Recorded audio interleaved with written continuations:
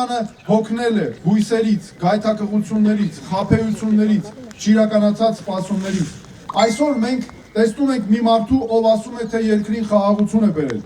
Այդ խաղաղության ճակերտներում, պայմաններում Ալիևը հեռուստացույցից նրա վրա մատ է թափ տալիս, ինչպես վախից անկյունում կուչ եկած փոքրիկ երեխայի վրա։ Իսկ նա նվաստացած շնորհակալություն է հայտնում եւ խնդրում իրեն ընդունել Բաքվում։ Տեսնում ենք նախկիններին, որոնք ասում են, թե իրենց օրոք ավելի լավ էր։ Բա եթե լավ էր, ինչու է հիմա այդքան վատ։ Ինչու էր ի վերջո ժողովուրդը 2018 թվականին դուրս եկել փողոց ու հետո պետք է չարաչար խաբվել։ Տեսնում ենք մեծահարուստների, որոնք խոստանում են հաղթել աղքատությանը եւ վերադարձնել հարգանքը, միայն այն հիմքով, որ իրենք միլիարդներ ունեն, իսկ մնացածը ոչ։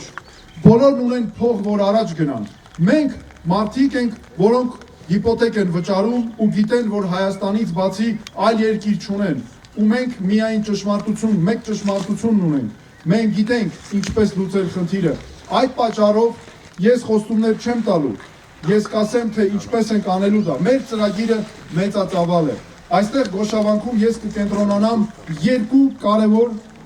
կետի վրա, որոնք այս վայրում պատահական չեն՝ իրավունքի եւ իրար հետ կապված լինելու վրա։ Սկզբունք, որ պետք է դրվի որոշումների հիմքում։ Եվ ոչ թե կամ, եւ մարդու իրավունքներ, եւ զորեղ պետություն, եւ Երևան, եւ մարզեր, եւ ավանդույթ, եւ զարգացում։ Հայաստանը չափազանց երկար ժամանակ ստիպված է եղել ընտրել միայն մեկը։ Մենք վերացնելու ենք եւ վերցնելու ենք երկուսը միասին։